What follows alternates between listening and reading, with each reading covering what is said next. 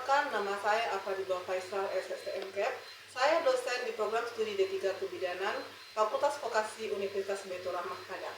Pada kesempatan kali ini, saya akan memaparkan mata kuliah yang saya ampu di Prodi D3 Kebidanan, Fakultas Vokasi Universitas Baitur Rahmah Padang.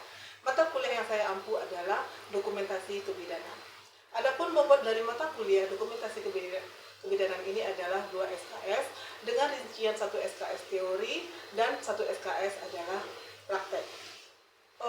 Deskripsi mata kuliah dokumentasi kebidanan ini adalah mahasiswa mampu melakukan pendokumentasian asuhan kebidanan dan pengelolaan dokumen dengan pokok bahasan, konsep dan teknik dokumentasi asuhan kebidanan, tujuan dan fungsi dokumentasi, prinsip-prinsip dokumentasi, aspek legal dokumentasi, manfaat dokumentasi, teknik dokumentasi, model dan metode dalam dokumentasi asuhan kebidanan, serta akses untuk memperoleh rekam medik, rawat jalan, serta rawat inap, dan penerapannya dalam manajemen kebidanan sebagai metodologi pemecahan masalah dalam praktek kebidanan. Serta kita juga membuat rancangan format serta pendokumentasian secara komputerisasi. Pencapaian pembelajaran mata kuliah dokumentasi kebidanan ini adalah: pertama, mahasiswa mampu melakukan pendokumentasian sesuai dengan prinsip-prinsip dokumentasi. Kemudian yang kedua adalah mampu melaksanakan manfaat dari pendokumentasian asuhan kebidanan dari berbagai aspek. Yang ketiga, mahasiswa mampu menjelaskan pendokumentasian asuhan kebidanan dari semua teknik pendokumentasian. Yang keempat, mahasiswa mampu melaksanakan pendokumentasian asuhan kebidanan sesuai dengan model dan metode pendokumentasian. Yang kelima, mahasiswa mampu melakukan pengumpulan data dan sistem pendokumentasian dalam mempermudah akses untuk memperoleh rekam medik. Kemudian yang keenam adalah mahasiswa mampu menjelaskan manajemen pengelolaan dokumentasi asuhan kebidanan. Serta yang terakhir, mahasiswa mampu merancang format untuk pelayanan asuhan kebidanan seperti pada pelayanan kepada ibu hamil, ibu bersalin, ibu nifas, kemudian bayi baru lahir, anak pada masa tumbuh kembang, kesehatan reproduksi, KB dengan memakai komputerisasi. Serta bahan kajian atau materi-materi dari mata kuliah dokumentasi ini adalah: yang pertama adalah konsep dan teknik dokumentasi, di mana itu ada tujuan, fungsi dokumentasi, prinsip dokumentasi, aspek legal, manfaat, serta teknik dokumentasi itu sendiri. Yang kedua adalah materi-materinya adalah model dan metode dalam dokumentasi asuhan kebidanan. Yang ketiga, akses dalam memperoleh rekam medik, rawat jalan, dan rawat inap, serta penerapannya. Yang keempat, manajemen kebidanan sebagai metodologi pemecahan masalah. Yang kelima, merancang format dalam pendokumentasian secara komputerisasi. Adapun media pembelajaran yang saya gunakan pada saat perkuliahan yaitu dengan objek pembelajaran mandiri atau self-study dengan pemakaian PowerPoint. Kemudian metode pembelajaran selanjutnya saya menggunakan metode kolaboratif, yaitu forum diskusi di mana mahasiswa dapat belajar berkelompok. Dengan metode diskusi kelompok, mahasiswa dapat mempelajari dan memahami materi perkuliahan. Kemudian saya juga memberikan penugasan mandiri kepada mahasiswa. Untuk evaluasi akhir dari pembelajaran mata kuliah dokumentasi kebidanan, penugasan saya berikan kriteria penilaian, yaitu untuk penugasan itu sebanyak 20%, kemudian kuis 20%, UTS 30%, dan juga terakhir adalah UAS sebanyak 30%. Demikianlah pemaparan singkat yang saya sampaikan pada mata kuliah dokumentasi kebidanan yang saya ampu di program studi D3 Kebidanan, Fakultas Vokasi Universitas Baitur Rahmah Padang. Selanjutnya, saya akan memperlihatkan video pembelajaran mata kuliah yang saya ampu.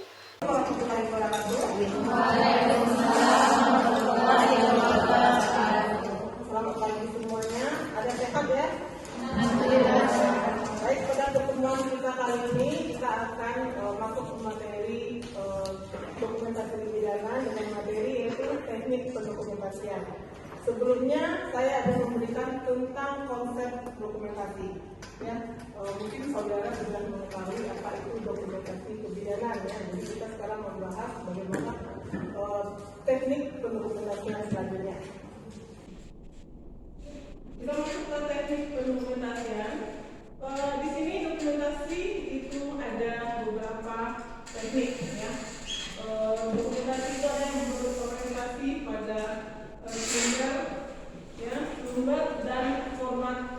naratif, yang berarti dari dokumentasi secara narasi. Ya, itu dengan narasi ini merupakan teknik pencatatan tradisional yang paling lama, karena narasi itu adalah dengan pencatatan secara tertulis dengan dokumen-dokumen yang apa yang kita dapatkan pada pasien. Nah, kemudian kita pencatatan lebih fleksibel, penulisannya melalui urutan kronologis per kejadian. Nah, setiap dokumentasi secara narasi ini bagaimana dia pencatatannya itu menurut urutan kejadiannya. Misalnya pasien datang dengan keluhan apa, dan kita catatlah apa keluhan pasien pada saat dia datang sampai dia mendapatkan pengobatan. Kemudian ada lembaga yang menentukan bahwa setiap petugas kesehatan harus mencatat di formulir yang telah dirancang khusus. Nah, ini untuk pencatatan itu sendiri itu sudah ada rancangan khusus pencatatannya. Ya, mungkin ada yang sudah baku dan ada mungkin yang memang catatannya dalam buku tertentu. Nah, keuntungan dari pencatatan naratif ini ya, di mana menggunakan penafsiran secara berurutan, ya, karena dia selalu menurut rangkaian cerita. Dan dari narasi ini bagaimana urutan ceritanya dari awal sampai akhir itu berangkaian. Kemudian bidan bebas mencatat menurut gaya yang disukainya. Nah, bidan di sini mencatat atau mendokumentasikan sesuai apa yang dirasakan, sesuai dengan apa yang disampaikan oleh pasien. Tapi pencatatannya itu juga harus bahasanya harus dimengerti oleh orang lain atau oleh tenaga kesehatan yang lainnya. Kemudian format menjadi proses dalam mencatat masalah, kejadian, perubahan serta intervensi dan reaksi pasien serta bagaimana outcome-nya. Itu jadi makanya adanya pencatatan itu ada bagaimana dia menganalisanya, mendiagnosanya, kemudian mengintervensinya ya. Kemudian dia dapat menjadi memerlukan mempertimbangkan khusus tentang informasi yang diinginkan terhadap bagaimana status pasien itu sendiri. Kemudian urutan kejadian dapat menjadi lebih sulit diinterpretasikan karena informasi yang berhubungan mungkin tidak didokumentasikan di tempat yang sama. Maksudnya di sini hubungan naratif ini dalam pencatatan setiap shift kan ada ya, kalau kita juga super shift. Nah, pada saat kita super shift itu mungkin ada yang kita bilang pagi mencatatnya sesuai dengan urutan kerja atau sesuai dengan kejadian yang peristiwa sebelumnya. Nah, sementara yang kita siang ada kejadian mungkin di jam 2 dia tidak melewatkan apa yang dicatatannya, sehingga di jam 2 tidak tercatatkan. Nah, di jam berikutnya tercatat. Nah, sehingga itu rentetan kejadiannya tidak tercatat di dalam narasi. Sehingga di tempat yang sama tidak ada, mungkin di catatan yang lain dia catat. Jadi sehingga kejadian itu ada yang bermacam beragam untuk catatannya. Kemudian ada lagi itu yang tekniknya adalah pendekatan closed atau checklist. Nah, mungkin Anda kalau checklist Anda sudah tahu ya dari zaman dulu checklist itu sudah ada formatnya baku. Nah, kita tinggal mencetaknya saja ya. Nah, catatan perkembangan itu secara ringkas, hubungannya meningkatkan kualitas observasi pada catatan. Nah, itu karena dia sudah baku, sudah ada catatan yang sudah diobservasi. Kemudian mudah dibaca, ya, mudah dibaca. Kemudian data mudah diperoleh dengan cepat karena sudah ada catatan berita acaranya. Kemudian perbandingan data dapat ditingkatkan dari beberapa PP. Pencatatan informasi cepat dapat ditujukan secara hukum. Nah, untuk kalau secara hukum maka pencatatannya itu sudah ada dalam pemberitaan atau dokumentasinya. Rekam mediknya sudah lama misalnya, rekam mediknya itu lama karena dia berorientasi pada pencatatan yang lama. Kemudian potensial terjadi duplikasi. Kemudian adanya ruang kosong yang sempit untuk catatan yang berkomprehensif biasanya tidak cukup. Nah, biasanya kalau untuk closed ini, kalau kita ingin mencatat diagnosa atau mencatat kejadian masalah pada pasien, nah biasanya itu catatannya tidak akan cukup. Ya, karena closed ini dia sudah ada beberapa item sehingga untuk mencatat secara narasi itu tidak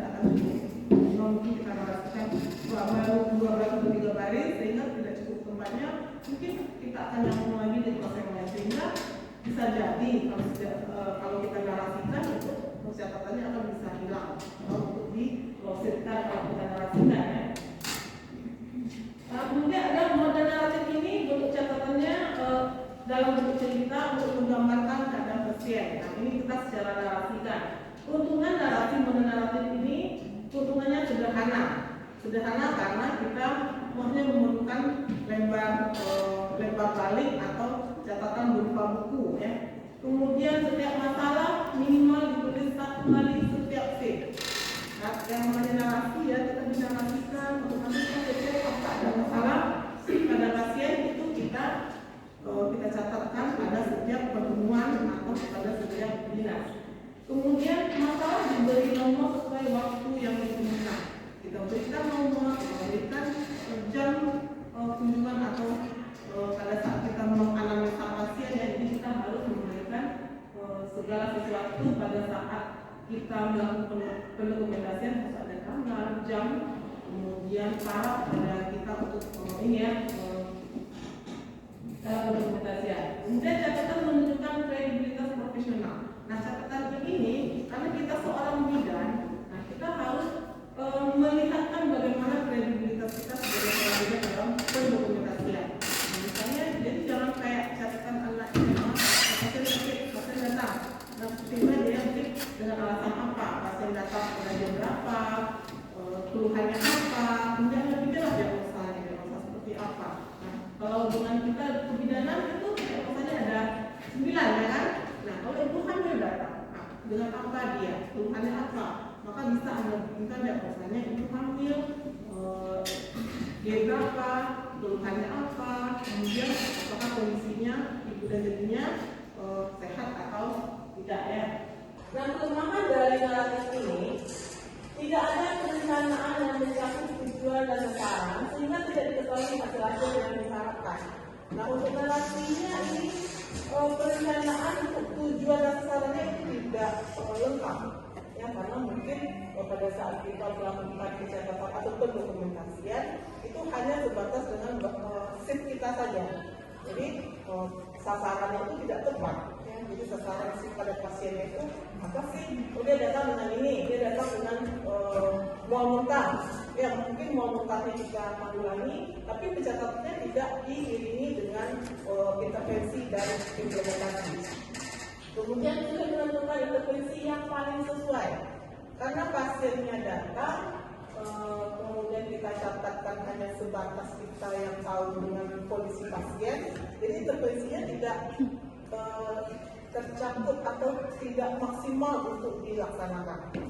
Kemudian cara ini mengasumsikan semua perawat mempunyai kemampuan yang sama.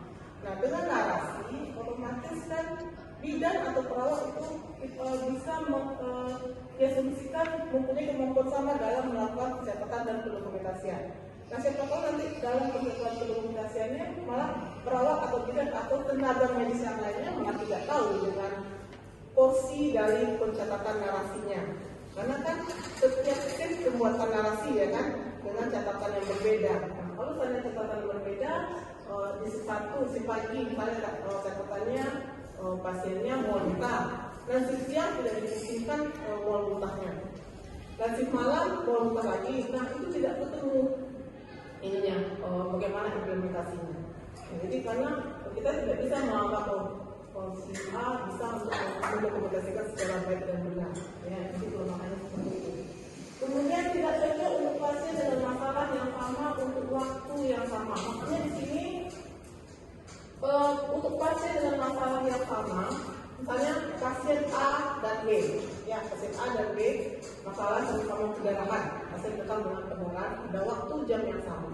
Nah ini dibilangkanlah ininya bagaimana cara pembuatan pendokumentasiannya. Jadi jangan disamakan nanti namanya lupa bikinnya, sehingga kalau namanya lupa otomatis bisa tertukar nggak ininya pendokumentasiannya.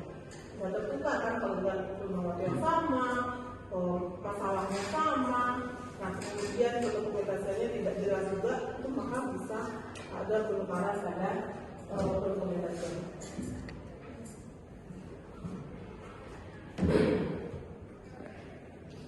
Nah, kalau untuk dokumentasi ini kita bisa melaksanakan dan melaksanakan atau mendokumentasikan itu dalam narasi itu ada pengkajian ya, ada pengkajian, ada apa lagi di sana? Ada kalau pengkajiannya apa aja yang kita lihat kalau yang kita buatkan di sana untuk narasi? Pengkajian apa aja? Ada yang tahu? Pengkajian kita anamnesa ya. Anamnesa ini apa aja yang kita bikin?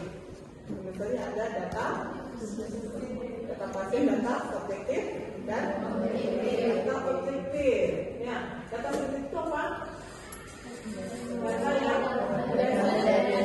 Data subjektif adalah data yang berasal dari pasien. Kalau data objektif, ya, berarti data yang berasal dari pemeriksaan bidan atau perawat. Itu yang kita masukkan dalam paket pengkajian pendokumentasian. Nah, kalau rencana atau apa? Atau implementasinya apa? Rencana apa? Setelah kita anamnesa, setelah kita pengkajian, berarti kita melakukan perencanaan tindakan. Ya, kita melakukan perencanaan tindakan, apa tindakan-tindakan yang akan kita berikan kepada pasien. Setelah itu baru kita melakukan tindakannya. Nah, setelah kita melakukan tindakan, baru kita memberikan apa evaluasi atau respon tidak lanjut dari pasien. Komunikasi ini adalah dia sudah dikenal oleh bidan atau tenaga kesehatan, mudah dikomunikasikan dengan cara dokumentasi lainnya. Karena dia narasi, sehingga dia mudah dikenal dan mudah dikomunikasikan dengan boleh dengan profit, boleh dengan komputerisasi juga boleh ya.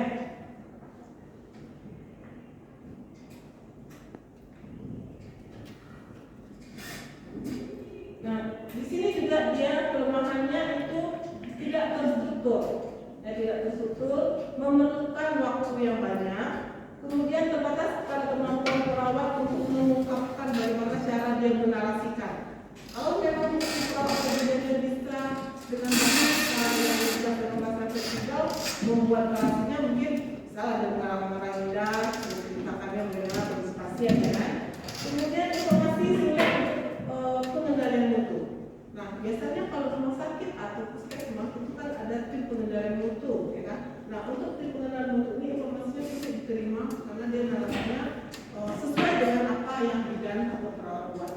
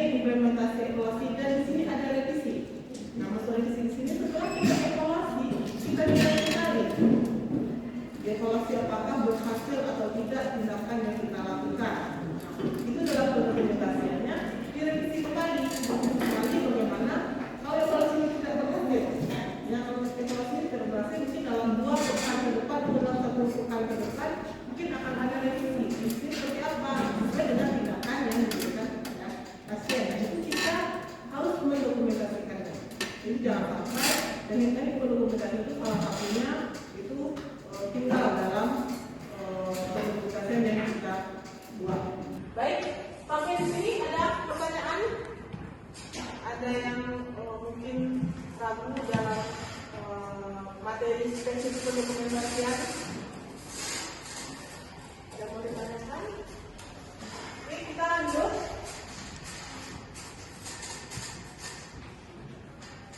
Nah, untuk software itu sendiri ya, tadi kan ada fungsinya subjektif, objektif, assessment, kemudian planning, intervensi, evaluasi, dan revisi.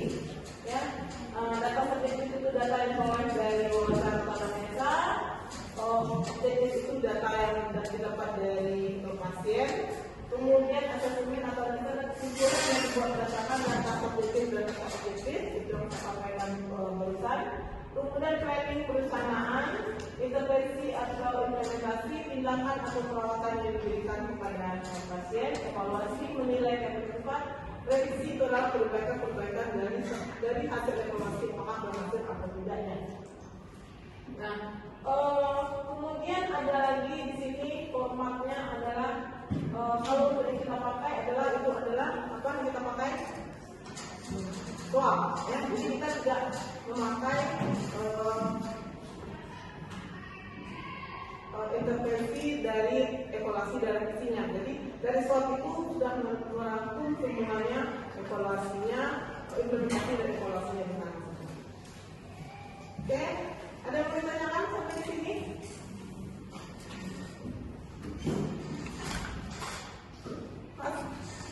Baiklah, untuk materi kita pada pertemuan hari ini mungkin kita cukupkan sampai di sini.